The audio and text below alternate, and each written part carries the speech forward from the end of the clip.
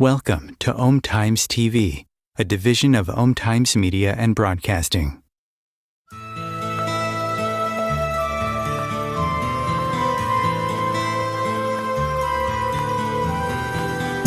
Welcome to What is Going Om, for new thought from the edge of Om.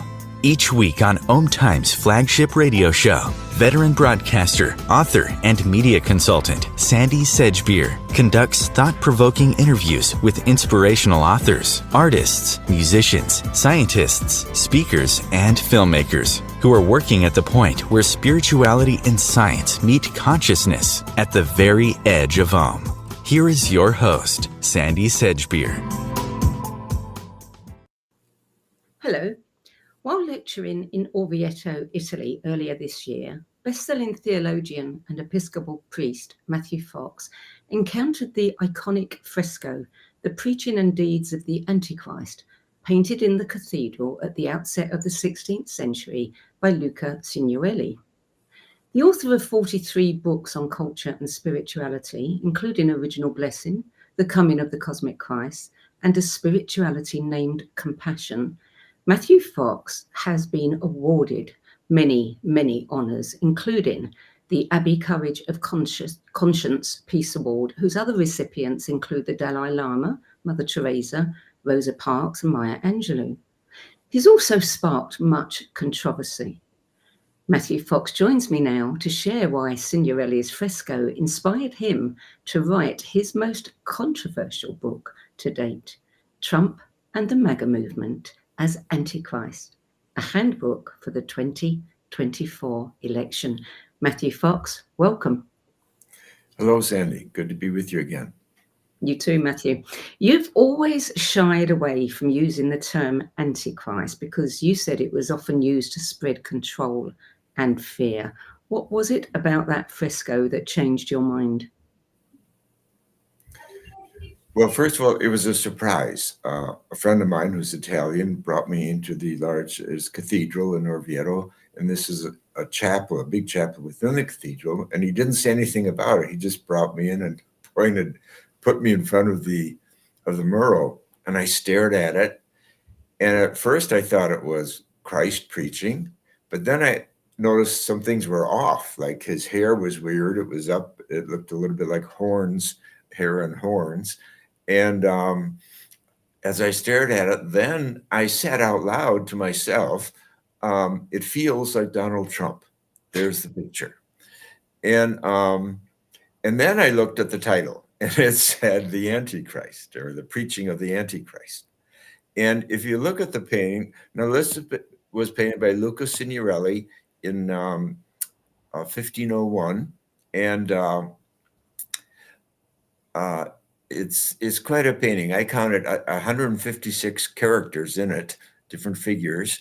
And his own self-portrait is down in the left-hand corner. That's him with the long blonde hair. And next to him is Fra Angelico, the Dominican painter, who actually painted in the chapel before he did, 50 years before he did. Fra Angelico painted a few paintings, and then he was called to Rome to do more. And the chapel was left unpainted until 50 years later, they hired Luca Signorelli. But you can see, of course, the preacher in the center with the devil whispering in his ear.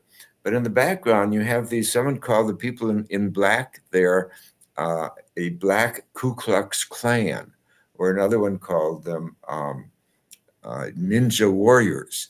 But they're definitely signs of disturbance and trouble. And if you look carefully at the audience, down in the left-hand corner, someone is choking someone, and someone else is bleeding, and someone else is dead. So these listeners to the Antichrist, there's a lot going on in the audience. And of course, that was the case in Trump's rallies as well. And also there are famous people in the audience. For example, Christopher Columbus. Now, of course, Columbus sailed in 1492.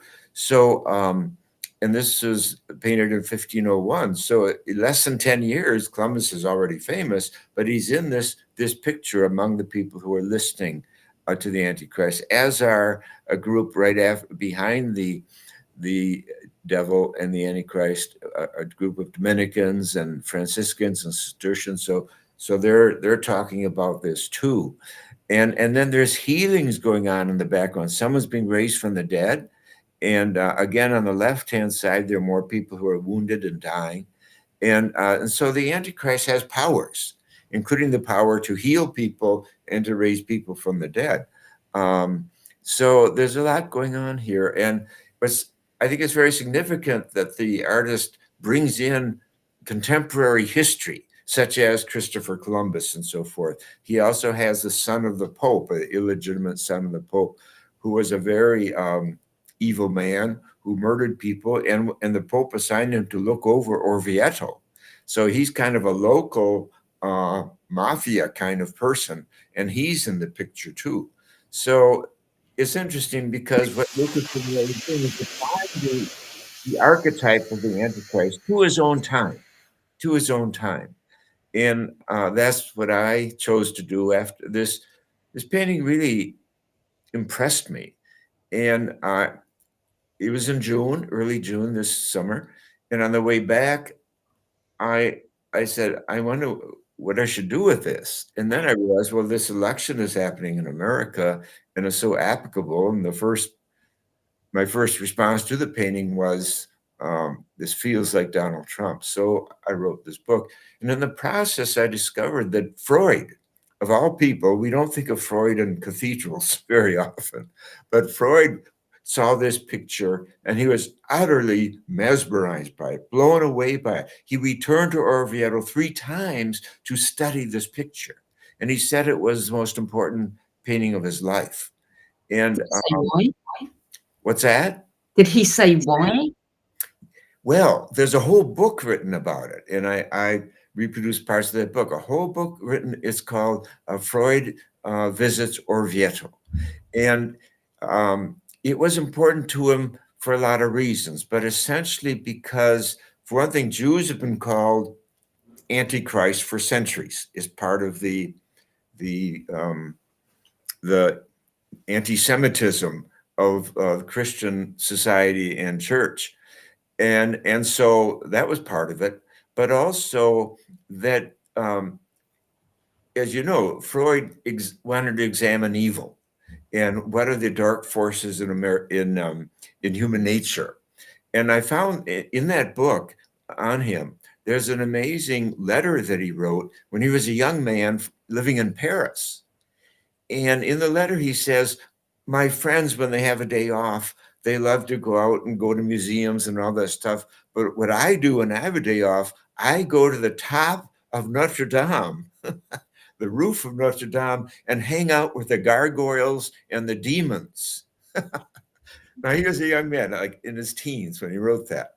And I think that's so interesting because that is what he did his whole life, isn't it? He hung out with gargoyles and demons, the unconscious of the human species. And so I think that that's a big part of this painting. And he saw it the year that his father died is when he first saw the painting. And he was still in mourning, the Jewish tradition of mourning for a year, a loved one who passes. And this really struck him for that reason too, because he had this relationship with his father where he felt that his father was not fully manly. Because his father told him a story once when he was 8 years old. He said to his son, he said, I was once walking down the street, and this is in Vienna, and a man came by and threw my hat in the street. And Freud said to his father, what did you do, Daddy? And his father said, I went and picked up my hat. Well, that stayed with Freud his whole life because he felt it named the Jewish male as being less than male and less than strong, to standing up to being abused. And he often invoked that story. And there's another story that came out that he actually, when he was a man and had children, he was in a park and someone did that to him. And he picked up an oar from a boat and went chasing after the guy. And they say everyone in the park started running away. But that was Freud's attempt to overcome the passivity that he had recognized in his father. And so I think that's too is built. was We painting. see that today reflected in many people, don't we? You know? Yes, Yes. yes. Yeah. Mm. Mhm. So, in Trump and the MAGA movement, you relate. You say that you consider the archetype of the Antichrist is evil, and you name 18 elements of the MAGA movement that carry Antichrist energy. We can't go into all of them. I mean, they range from lies and insurrection and climate denial, Project 25, abortion laws, democracide, blasphemy. What do you think is the worst one? Mm. uh, and of course, the embrace of Christian nationalism and fascism, Project 2024. Well, I think that denial of climate change is what could be worse than not trying to slow down the destruction of Mother Earth. I mean, everything else goes when we don't have, well, when the seas rise, when we have droughts and can't grow food, when we have, there's all this fire today, both in Europe and in America, about immigration.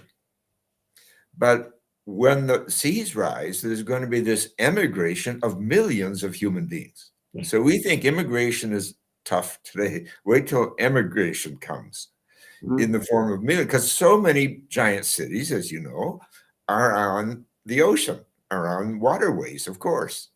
And so just that alone, but we're talking about droughts, we're about wildfires. We're talking, of course, about the rising of the temperature, and of course, the extinction of millions of species, literally, is going on. And as your country is going to feel before long, the shifting of the tide of the currents, because it was in the 12th century, that when Hildegard was living, that those currents warmed up Europe. And that's what really brought forward the new renaissance of the 12th century that Père Chanou, a great historian and my mentor, studied with him in Paris. He says the climate change is what made the difference. And things moved from that Romanesque defensive architecture to the Gothic architecture.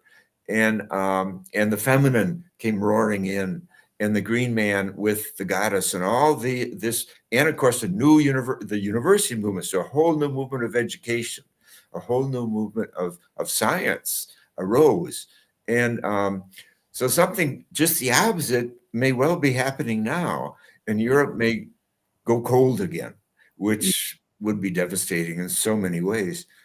So I think, you asked me the one, I think so many of them stand out, but that's one that stands out for me because there's something that is on everybody's mind. Is not about whether you're a believer, an unbeliever, an atheist, a humanist, a Muslim, or anything else. We're all feeling it, and it's going to affect not just our species, but all living beings on the planet. So I think, and it's so obvious. So, and yet Trump is in total denial of this, or he pretends to be, because he wants to, of course, and then behind it is, of course, capitalism. He wants to make more money fast, while we can still sell all the oil that we can do, as he says, drill, baby, drill. And so I would say, since you asked me that question, it's a hard question to answer. It is a hard question to answer because, I mean, every single one of them is relevant. But in our last interview, you shared what Thomas Berry, the eco-theologian and scientist, said about saving the planet, which was, we do not save what we do not love, and we will not love what we do not consider as sacred. So basically, we're losing our love for our planet and for the sacred. That's what we're seeing. Exactly. I had a dream 25 years ago, and it said to me this. It said, there's nothing wrong with the human species today except one thing. Now that's shocking. And it said, only one thing with us? Hey, let's go to it. You have forgotten the sense of the sacred. That's what the dream said to me. And I think it's true, for the very reason you just spoke, and that insight from Thomas Berry, that we do love what we consider sacred. For example, our children. But there's so much that's sacred, and when you really look at it, and it's because it all hangs together, it's all interdependent. If we lost a sense of the sacred, see, that which is what the dream was telling me, then nothing is important really, except grabbing our piece of the pie, or playing out our addictions or our projections or our anger or our greed, just playing that out and calling that, our life's work. But ethics, humanity moral, is always sought sacred. Oh, it's what ritual's about. It's what Stonehenge was about. Look at the muscle and the effort they put into that. We still can't grasp it, how they toted these multi-ton rocks before wheels were invented. And why? What brought them to do that? Well, it was our relationship to the sky. It was Mother Earth and Father Sky. It was that curiosity, because they noticed the sky changed, the seasons, solstice coming up, equinox, spring, winter, fall. They noticed things are going on out there. Things are going on. And they wanted to connect to it. And, Adirond, the great psychologist, says there's no living ritual that doesn't bring psyche and cosmos together. And of course, in the West, I think ritual has become very dull and boring because it's about finding a prayer on a book page or something. That's not what ritual is meant to be.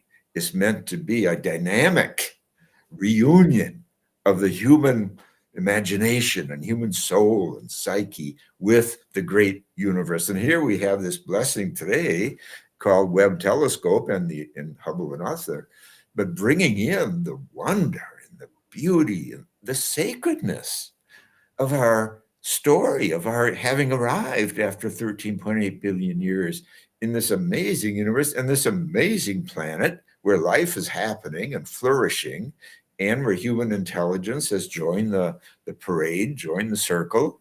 And what are we doing with it? Making war, reinventing war, doing it more lethally, and even war on Earth. Now we hate even Earth, not just our made-up hatred toward one another and our ideologies and our nations, but now we're showing our hatred to Mother Earth. And it's preposterous, and of course, it's absolutely suicidal for our species. So, and the young intuit this, and they don't want to raise children who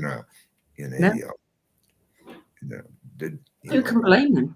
Who can blame them? Who could blame them? Yeah. And so, our species is really at the edge. And one thing I meditate on is these other our hominid brothers and sisters, the Neanderthal, and now we have a list of 14. We keep uncovering them now, especially in Southeast Asia. We're finding more and more species of hominids. But the thing about all 14, and they're going to be more, they're all extinct. They're all gone. We're the only ones standing. You'd think we would be proud enough and smart enough. We praise ourselves for our intelligence, but morally and spiritually, we've lost the sacred, you see, and therefore we're acting stupid. We're full of folly. We're smart, but we don't have wisdom. We have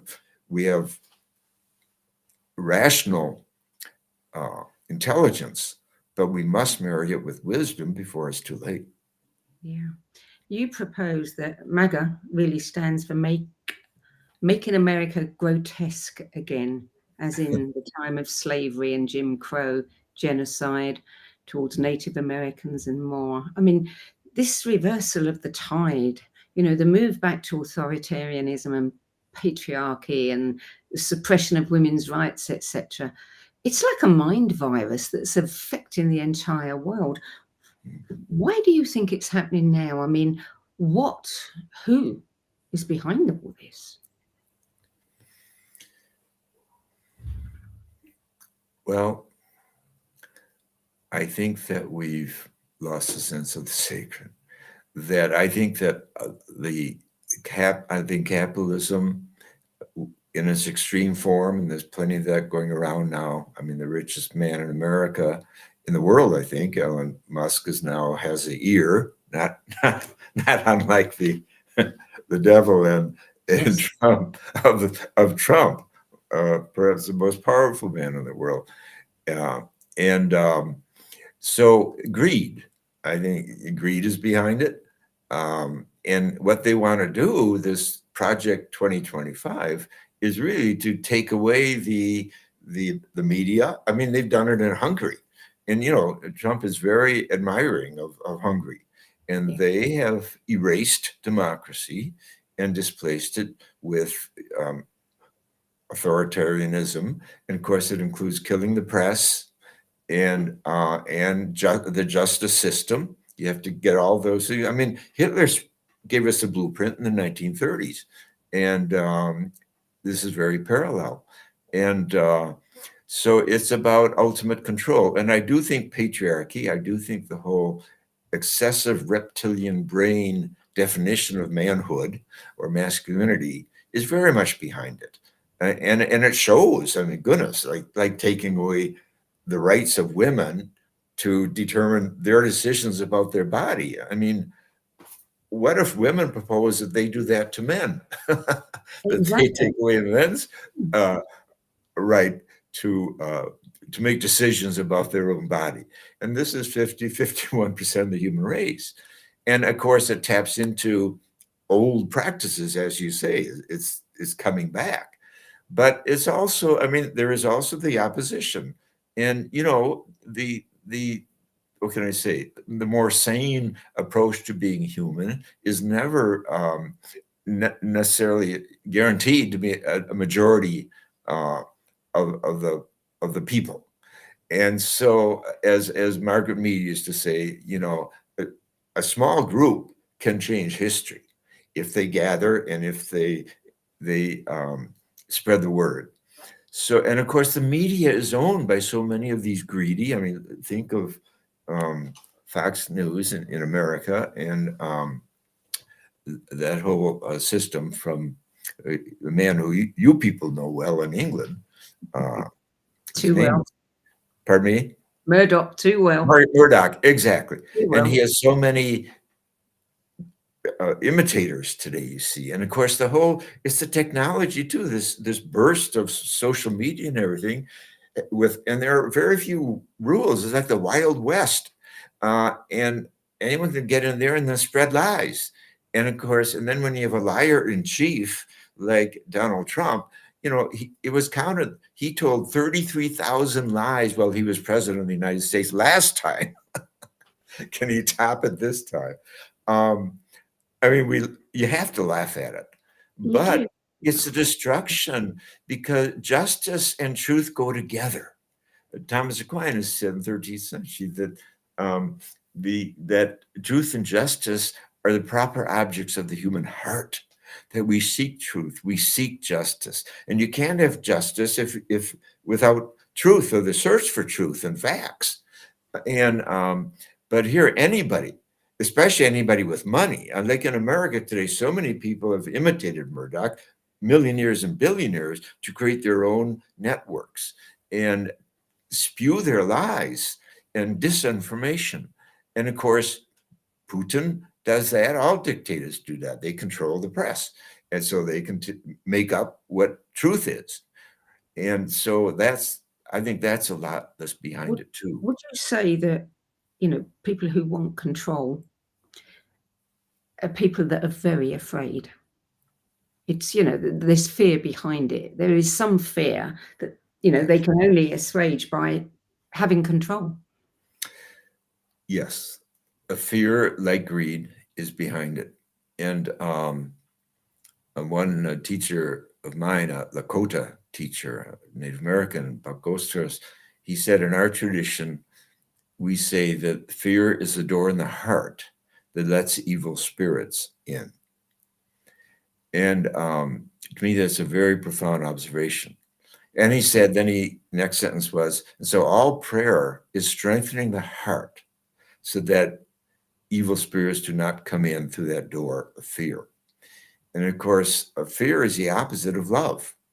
And so that's where you have love that Christ represents, not just Christ, the Buddha too, and all spiritual teachers represent that, but Christ certainly did on the one hand, but then you have fear. And so that's Antichrist.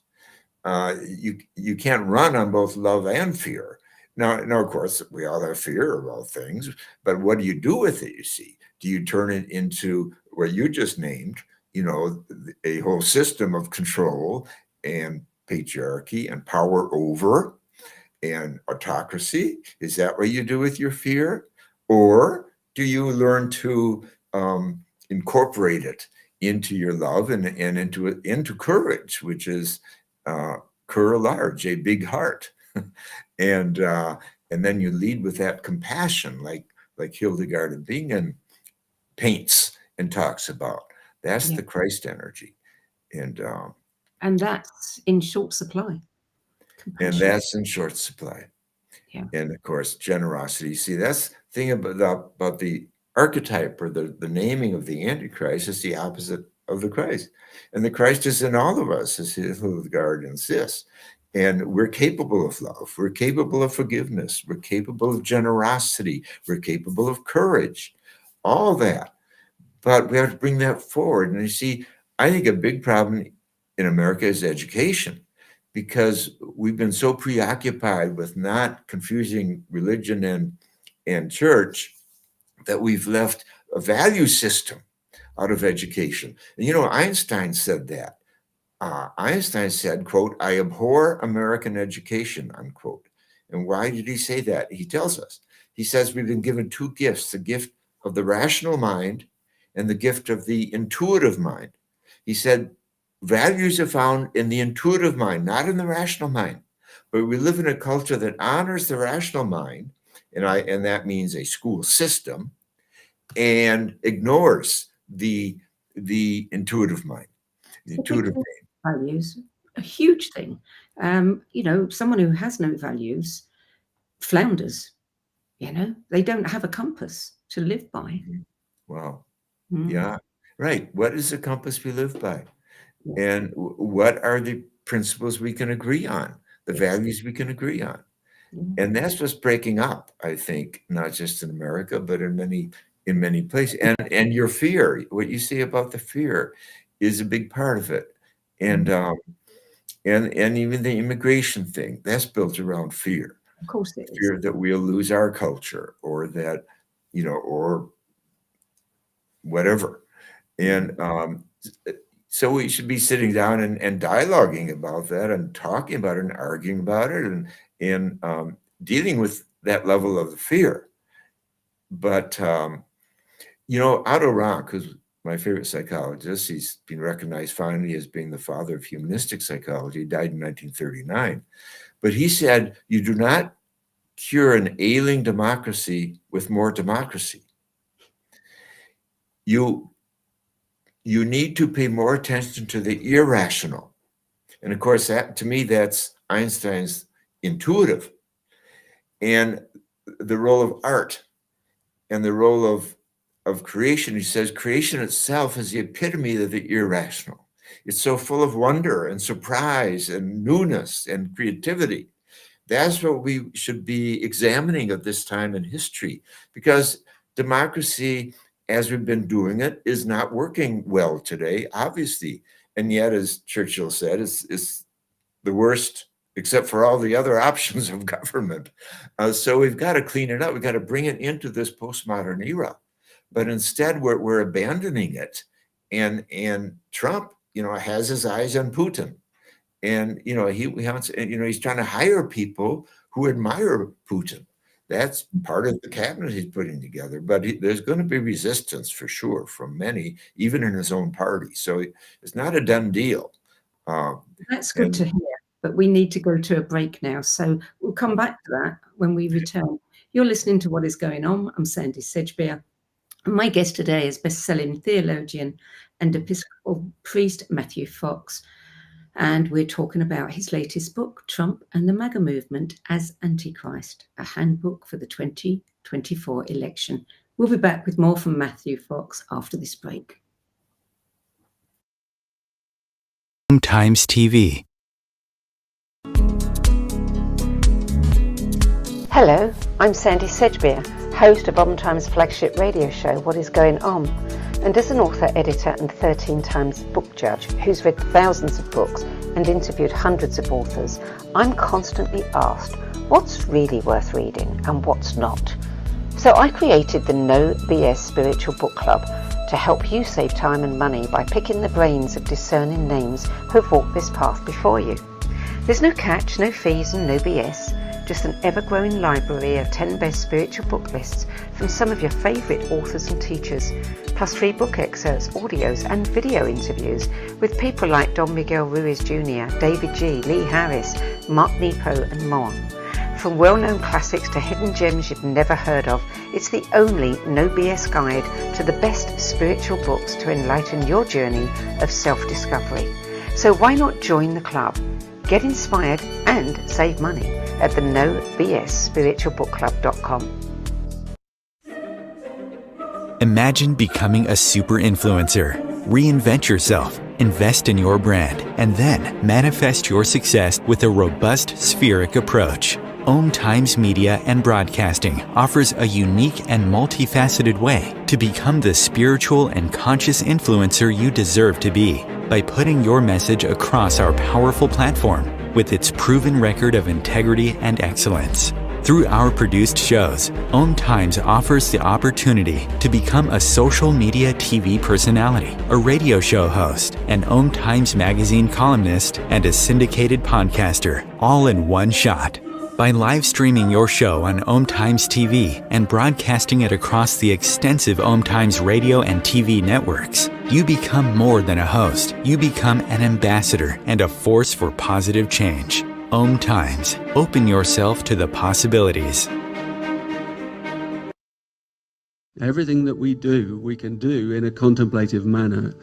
Through the art of contemplation, you can use the gene keys in a really powerful way. Gene Keys is basically the code book of life. In the Gene Keys, the book is made up of these three levels: shadows, gifts, and cities. And the journey is through those three levels, kind of unpicking of the shadow states, the releasing of the gifts, and then the embodying of this higher consciousness called the city.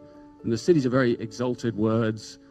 And it's not like we kind of suddenly are all these exalted Christ-like beings, but we have flashes and illuminations along the journey. And the more we get stuck into the journey, the more illumination comes to us, because the more we're releasing the light from in these codes inside our DNA. So all those revelations are inside us. So the contemplative way is the inner way.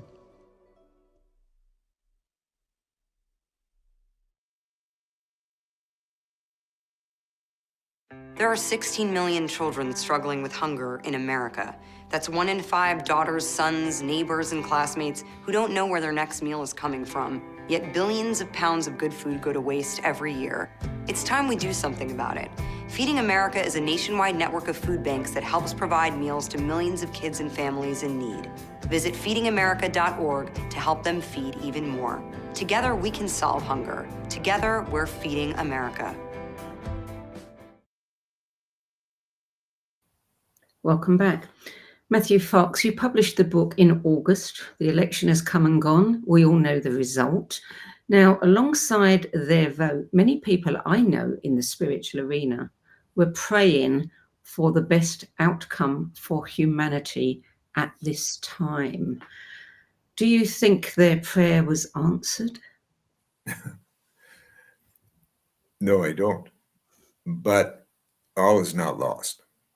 That, in fact, the resistance to this effort to end our democracy and turn it into an autocracy, the resistance is growing, and it will grow, because already Trump is not in office yet, but he's shown his disdain for democracy and for America by many of these very peculiar persons he's chosen to head cabinets.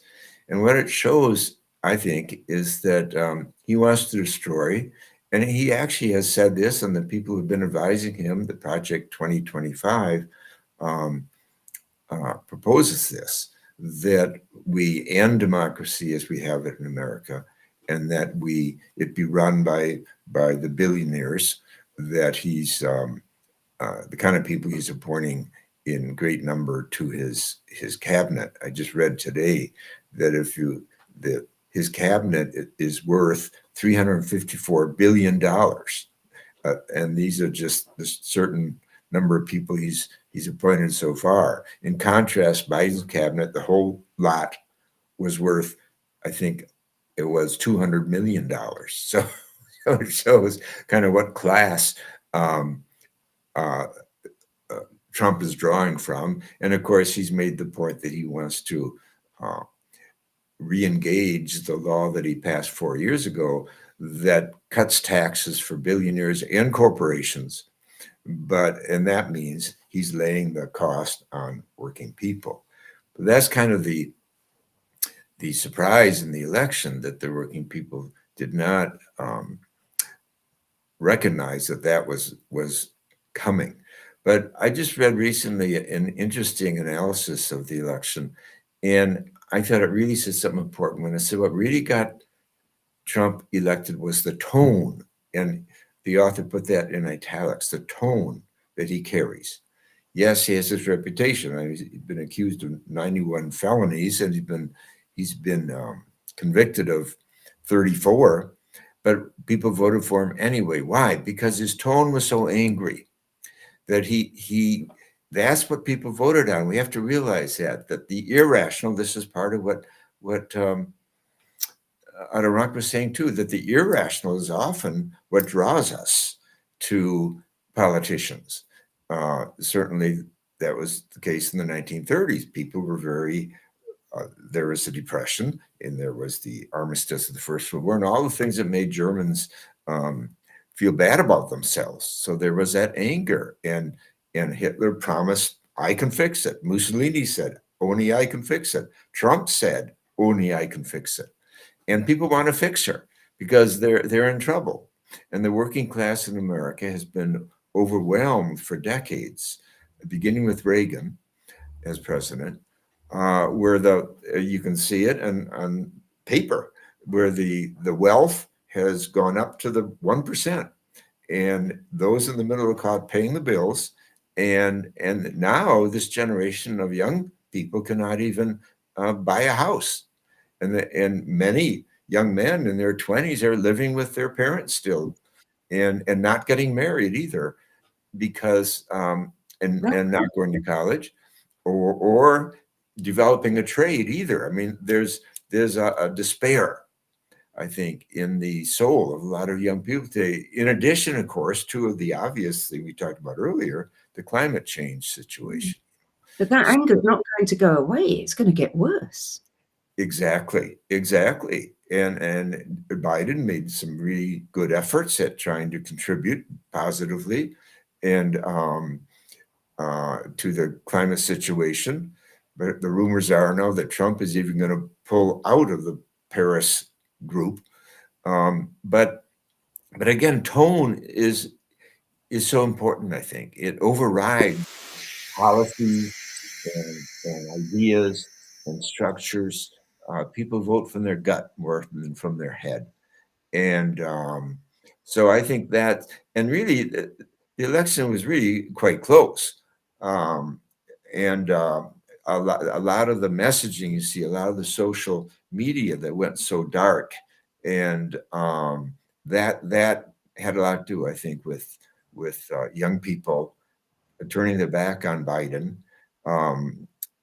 more so than, on Harris, more so that they supported Biden strongly in 2020, but many of them, and 90 million Americans chose not to vote at all. Now, Trump won 77 million votes, I think it was, but 90 million didn't vote at all.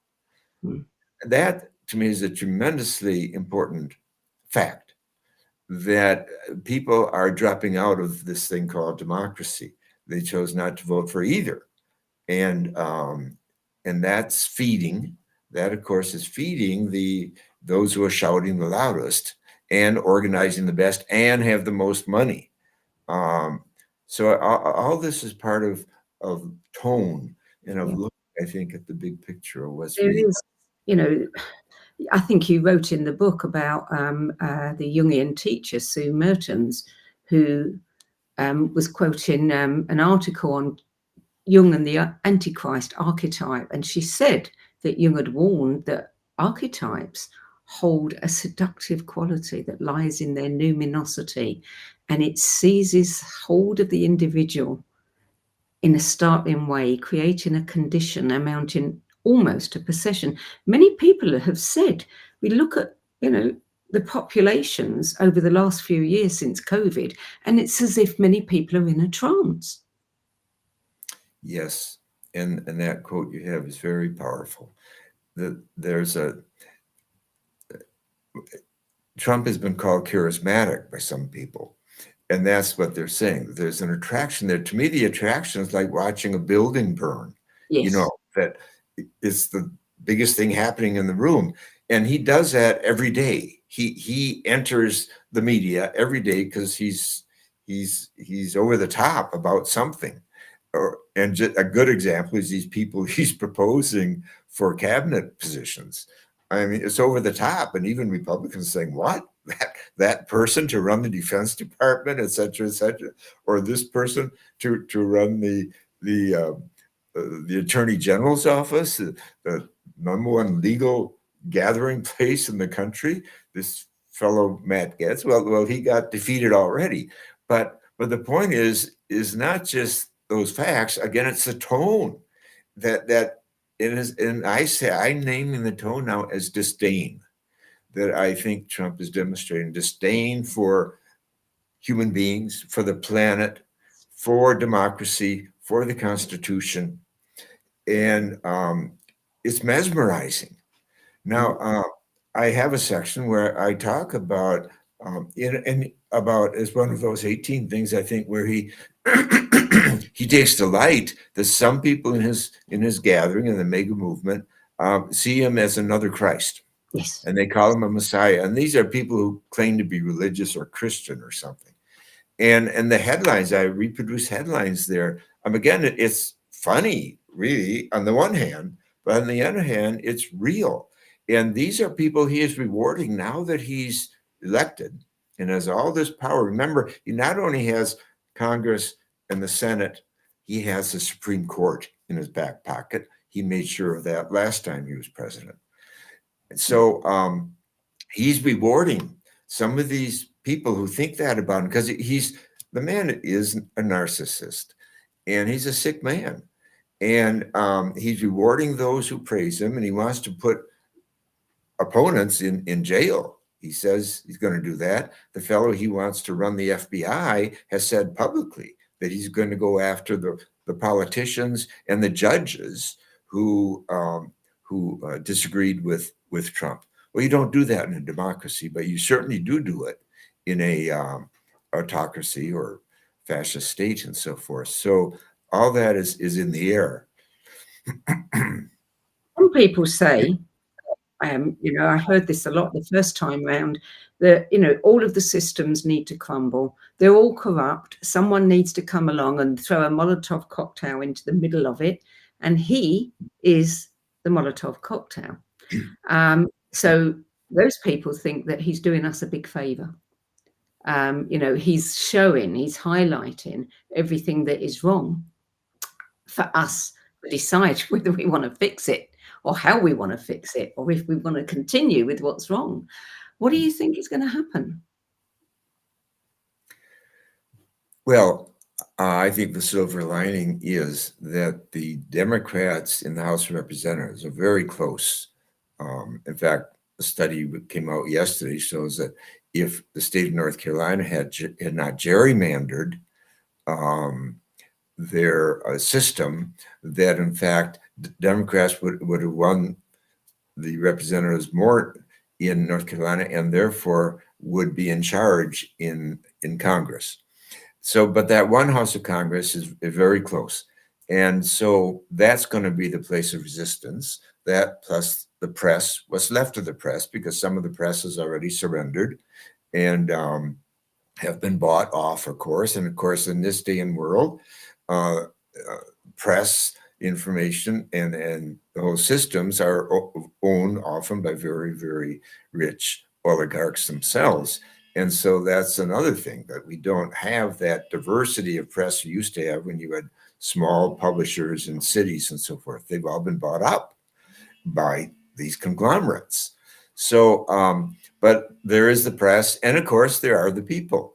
And people, including myself, had to go through a grief process because we are aware of what's around the pike with this system and the Project 2025 that is really the blueprint for Trump's presidency. And it was written by fascists, some of whom call themselves Christians. Someone compared it to because it is so wrapped up in peculiar religion. And Trump is, of course, praising all that, and he's rewarding some of these people. So, but the point is that there's organizing now to resist. There will be resistance, and it's going to grow. And I think the spotlight, we're not going to be as naive as we were, I think, the previous 4 years when he was president. And I think that there's going to be, a lot of, what can I say, chaos and consternation. But already you can see that many of his appointees as cabinet members are collapsing in front of our eyes. He's not even president yet. But it's scary and it's dangerous, because when he gets all the rings of power on January 20th, and then with the Supreme Court backing him up, telling him that he can't be sued as long as he's president, it's going to be a crisis. But I think that, I talk about the via negativa that precedes the via creativa, the via negativa, the emptying, the darkness, the dark night of the soul, the despair. That is often a prelude to something all new. And you were just talking about how some people feel the whole thing has to be changed. Well, it does, but not by Molotov cocktails, and not by substituting Putin's view of the world for our democracy. The fact is that an article came out in The Economist just before the election, said that front cover saying America's economy is the envy of the world, that there's a lot going on that Biden accomplished that is going to be positive in the economy. But I think that obviously the Democrats are out of touch with the working class, and they have to recover that. And they have to get much better at communicating. And I think that kind of soul searching is going on now by the left in America. And, there are a lot of good people in politics at this time, and younger people. That's another thing that's already happening. The younger Democrats in the House are taking over the heads of committees that previously were run by people in their late 70s. And so that's a beginning of a new movement too, because you're going to need people that are energetic as well as bright and not naive to take on the Trump administration. Remember, in America, there will be elections in 2 years, and that's a short time. So if we can hold back this onslaught for 2 years while developing a more grounded and more working class centered message and intention, things may turn around very big in 2 years, very big. And what sort of response have you had to the book? Pardon me? What sort of response have you had to your book? Well, it was delayed coming out because of the colored pictures. They didn't tell us the colored picture would delay it 3 weeks, but they did. So it didn't get as much exposure as I thought. I just heard 2 days ago from a person who worked very close in one very important campaign. I don't want to mention his name, but he saw the book because we sent the book to all the Democrat politicians. And he said that we were kind of out of our mind, during the campaign. We weren't reading anything, but what you've written here is true. And a lot of it is about pseudo religion. And he said, I wish I'd had this earlier. So a lot of people have loved it, but it didn't get out there like we had hoped it would. But people were scared. Churches were afraid to mention it exists.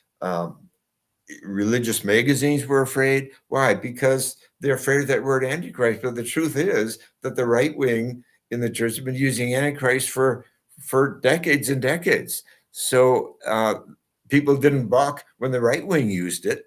And notice what I've done here is I've brought art and history and theology into this. Yes. I'm not taking it out of the Bible in some literal fashion at all. I'm showing that history was named in 1501 by Luca Signorelli in art. And in the 12th century, Hildegard of Bingen, now a doctor of the church and a declared saint, painted a very powerful picture of the Antichrist. And in fact, she connects it to patriarchy because the picture includes a very large penis as well as an entire, maybe we could show that picture, an entire flying object that looks like, it looks like a B-1 bomber there at the bottom, that flying black object with the teeth and the red eye. She says that is it's dung, and there are other words for it, flying dung. But she says this is what the Antichrist brings into history. And you can see how the people are afraid right under that flying dung that looks like a B-1 bomber. And then look at the painting on the left and the bottom. That's Mother Church, who's been invaded, she says, by the Antichrist. So again, she in her time is applying the archetype to the structure of her time. And of course, the most dominant structure in her time was the church. So, and then notice, as I alluded to, that this giant penis is part of her picture of the Antichrist. And to me, I think that is an unconscious statement about patriarchy, about men out of control. Yeah. In the top picture, you have the Christ on the right hand, holding up his hands like this, today's peace signal, but in his day, it represents, says Hildegard, the painter, it represents peace and the prophets. But on the left, you have these animals. And of course, this is the way the apocalyptic literature in the Bible is. It's all about symbolism. And of course, the Antichrist is from the apocalyptic tradition. But these animals, one stands for greed, she says, and one stands for war and so forth. But they all have this rope. What are they doing with that rope in the mouth? They're creating chaos. They're undoing the binding together of society and of community. That's what the Antichrist does.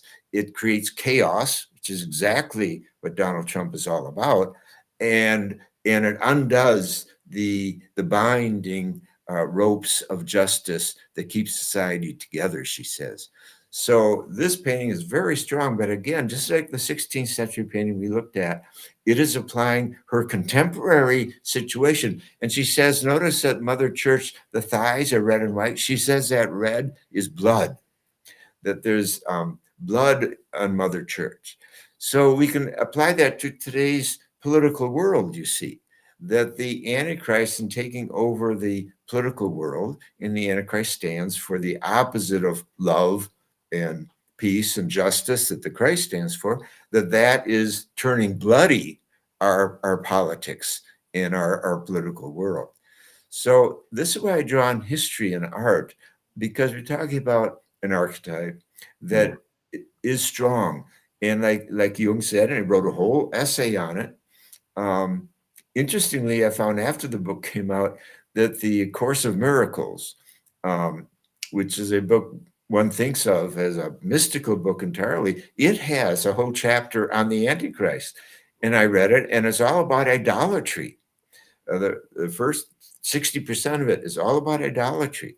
And that's interesting, too, because that echoes that chapter that you alluded to, too, that Trump is happy to be called a new Christ and a new Messiah and so forth. He's encouraging that. He likes that. We are almost out of time. I have one question that I really want to ask you before we leave. Andrew Harvey calls you our greatest living Christian theologian. One Catholic priest, who I won't name, called you a whack job. I'm sure the far right have used many such epithets. How would you like to be remembered?